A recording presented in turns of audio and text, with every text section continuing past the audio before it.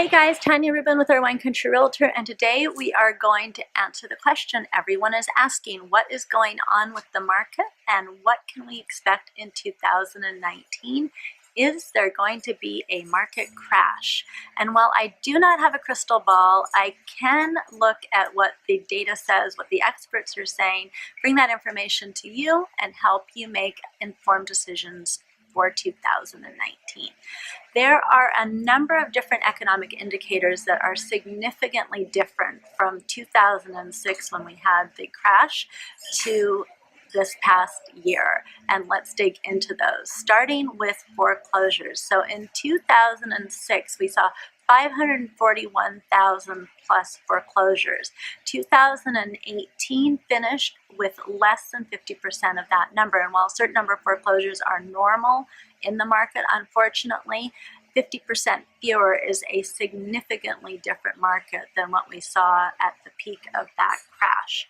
Moving in to equity that people have in their homes from 2006 to 2018, we see that over 48% of homeowners have more than 50% equity in their home. This is significantly different than what we saw in 2006 when many people were over leveraging their homes and pulling out significant cash based on high values that then left them in a very vulnerable position. When the market corrected, they were unable to make the necessary adjustments and consequently would lose their homes.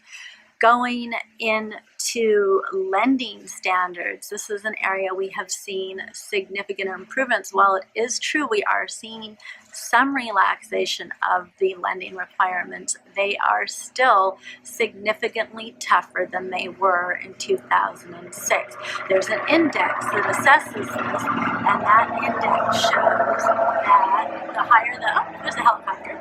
higher the index, the easier it is to get a loan. So in 2006, the lending index was 869. In 2018, this is with a bit of a loosening in the standards, we are at 188. That is significantly more difficult. The days of no documentation loans and high leveraging are long past. Loans are much more conservative. The amount of equity that they are enabling homeowners to take out is much more conservative. This is a super important point.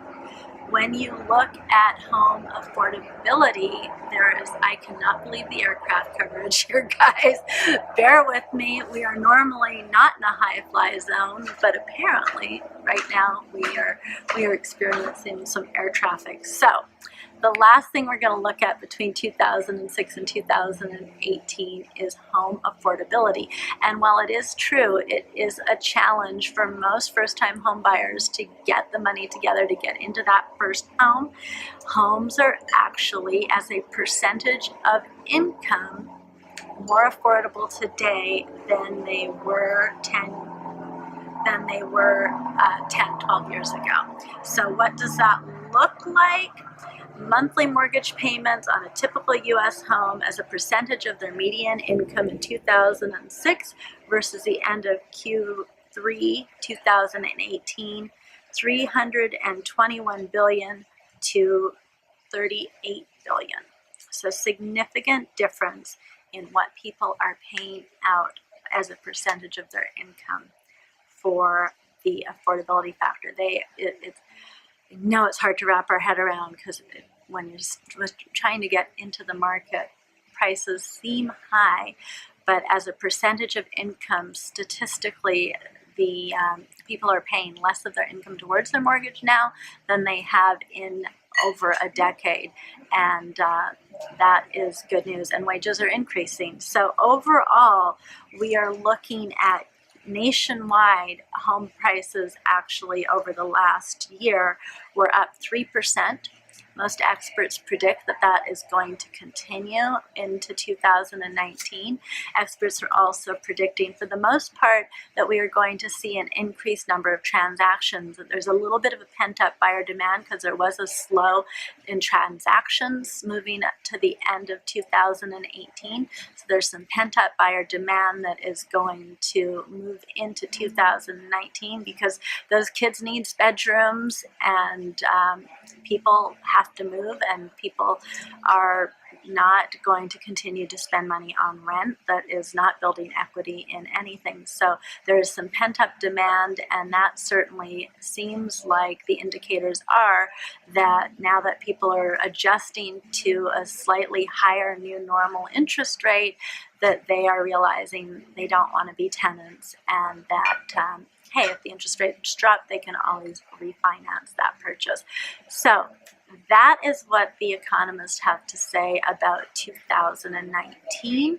Again, I don't have a crystal ball, but I can bring you the most up-to-date information and help you make informed decisions. If you know someone who might benefit from this information, please go ahead and share this with them.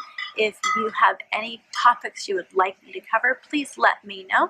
Go ahead and share this, repost it, and as always, thank you so much for watching. I know this was a little bit long, but there was some really important information, and I wanted to make sure I got that out to you. Have a great day. Talk to you soon.